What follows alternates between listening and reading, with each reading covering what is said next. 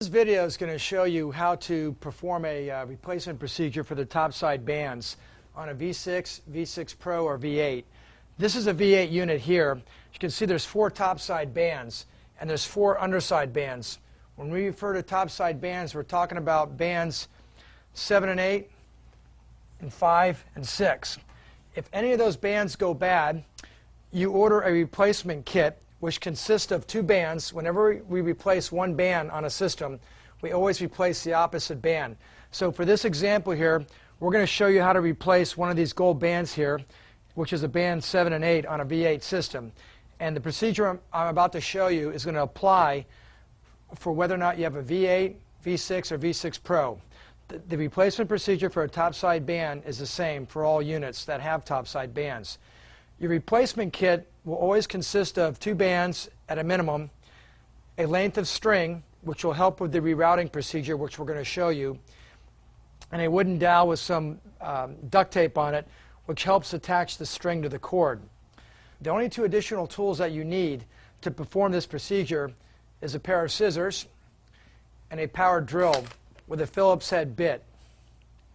Now, I'm going to show you how to replace this gold band. Let's assume this gold band has gone bad and we want to replace it, and we're going to show you how to do that now.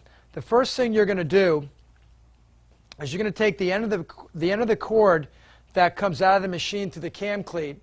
You're going to grab that cord and we're going to take off the rubber stopper and the washer and undo the 2 knots. So the first thing you're going to do is you're going to undo the knot on the back side of the stopper. You're going to push that through so we can pull the stopper out through that loop. So now we've just undone the backside knot and we've released the stopper. The next thing we're going to do is we're going to open up the front side knot by pushing the cord through that knot and open it up just like we did before, and now we've released the front side knot. Both knots are gone now, and we've only got a rubber stopper and a washer that floats back and forth on the band. The next thing you're going to do is you're going to remove the end cap, which is held in place by a Phillips head screw. So make sure you have the drill set in reverse. You're going to stick the drill in the Phillips head, hold the black cap tightly, and pull that screw out. You can see the screw has now come out of the black cap, and then you slowly twist the black cap off. So now you're only left with an open end of the cord. Then you slip off the stopper and then washer, place that on the system. The next thing we're going to do now is we're going to remove the cord. But before you remove the cord, you want to make sure that we attach a string to the end of the cord. So as we pull the cord out, we're going to grab this part that attaches to the athlete and we're going to extract that out of the machine. As we do that, it's going to pull the string through the pulley system so you don't lose the routing. Okay, now after you've uncoiled the string, we're going to take the end of the string we just uncoiled that came with your kit and just put 1 knot in it. Just kind of like the first step of tying your shoe.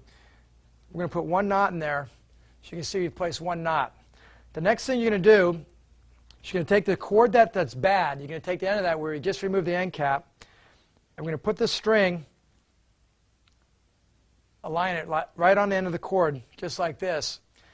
And then we're going to take that piece of duct tape, and you're going to put that tape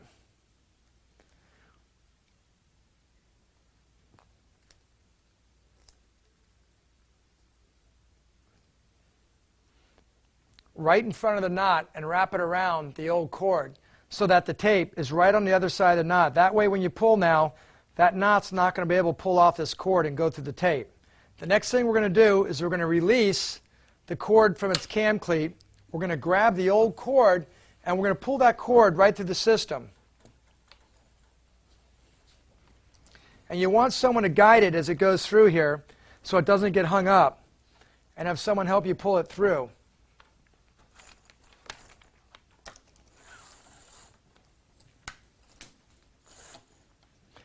And make sure you help it get through each of the pulleys. Sometimes it's best to have a second person help you. But as you can see, as I pull this, as the cord's exiting the system, it's being pulled right through the pulleys. So I haven't lost my routing. It's still preserved.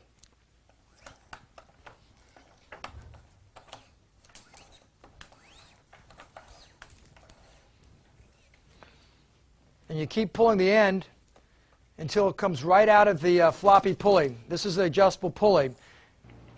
Once you've extracted the damaged cord, the tail end of the string is going to be exiting this cam cleat. You want to take the tail end and wrap it around this silver post and just tie a very simple loose knot. Again, very loose. That way, if you pull on the string accidentally, you're not going to be able to pull that string through the cam cleat. You want to be careful here, because if that string slides through the cam cleat and unroutes through the pulleys, you're going to lose the routing that the string has just preserved. Now, once you've extracted the damaged cord, you can see that cord has pulled the string through all the pulleys in the same exact path the cord was routed as you extracted it. And your routing has been preserved. Now we've got one end of the string tied off on a cam cleat, and the cord has been completely pulled out of the system now, and we have the string left in there preserving the routing. The next thing we're going to do is we're going to use the pair of scissors. We're going to go ahead and cut that. We're going to go ahead and cut that string, and we're going to release the old cord. And now we're going to stop for 1 second here.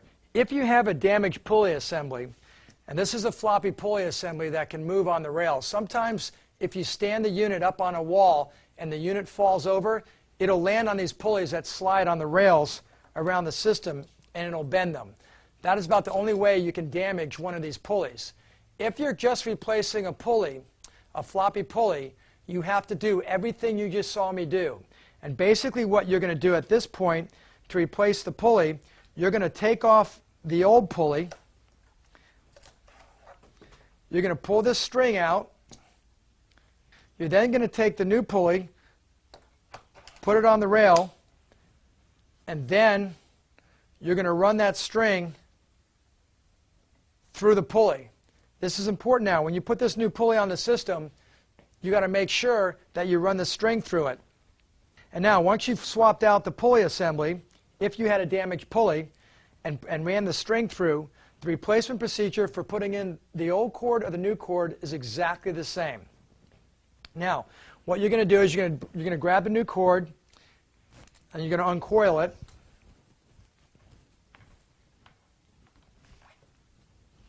You're going to take the end of the new cord. We're going to do the same procedure again, but we're going to go the opposite direction.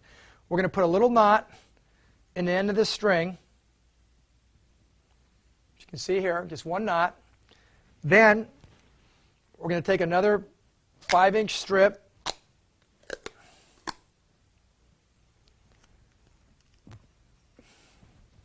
We're going to lay the string with the knot right on the cord, as you see here. We're going to take that duct tape.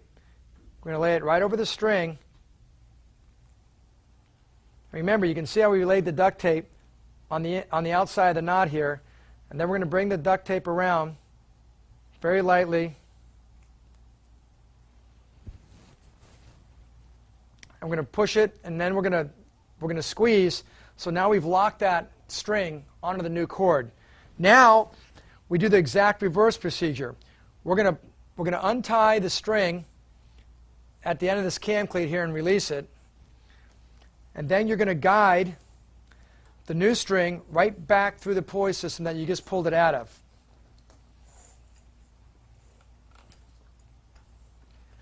And again, we usually suggest that you have a second person help you with this to help wrap that around and pull it through.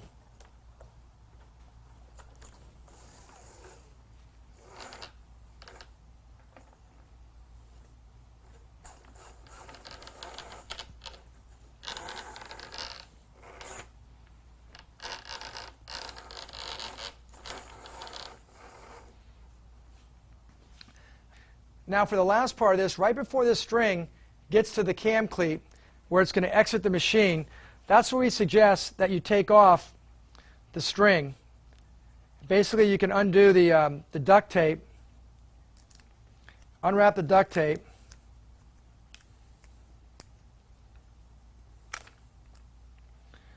So just unwrap the duct tape here and separate the string from the duct tape, and then pull the cord through. And what you're going to do here, before this cord comes through the cam cleat, put your fingers on these two cam cleats and roll them back to open them, to allow this cord to come through. And once the cord comes through, you pull it through, and now we're done. We're ready to complete the procedure by putting the rubber stopper, the washer, and the end cap back on. To complete the procedure and put the end cap, the stopper, and washer back on, the very first thing that's going to go on is the rubber stopper, followed by the washer. Now, the next thing you're going to do, which is in exact reverse order as before, is you're going to put on the end cap. And to put on the end cap, you want to rotate it slowly over the tape that's on the end of the cord. And you're going to rotate the end cap until the resistance band is inserted all the way in the end. And you're going to know you're done when you can see the elastic right at the area where the screw goes into the end cap. The next thing you're going to do is you're going to hold this very firmly between your thumb and forefinger, and you're going to put the Phillips head screw, you're going to kind of balance it right there in the end of the end cap. You're then going to switch the drill to make sure it's screwing in a clockwise direction. You're going to insert the drill bit into the screw and hold it firmly, and then insert the screw until the screw goes all the way in the end cap. And now the end cap is locked in.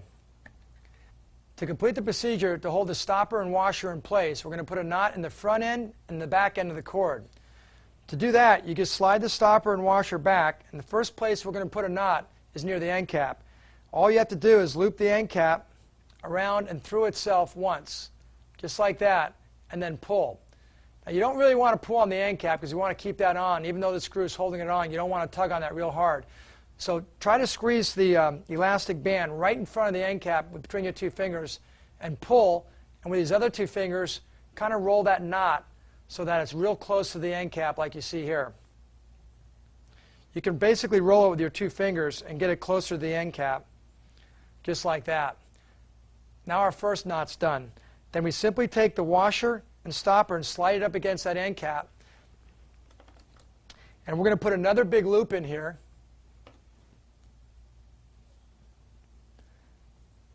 So basically what I've done is just stuck one more loop in here. And with my fingers, I'm going to work that loop before I tighten it. I'm going to kind of roll it so that it gets right next to the stopper. And once I get that loop next to the stopper, then I'm going to pull on it and start tightening it. And what you want to do is you want to take your thumb and forefinger and roll that toward the stopper as you're pulling on the opposite end of the cord. And now I've got two knots in the front of the stopper and the back of the stopper to hold it in place. And the procedure's done. I've replaced that cord. Now, it's important to note, I would do the same exact procedure that you just saw me do here with this gold band here on the opposite side.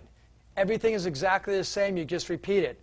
If you're replacing these blue bands, bands 5 and 6, you do the same exact thing. So what you just saw is repeated to replace any top side band. And of course, once you finish the procedure on the opposite side with the second band, your unit's ready to go.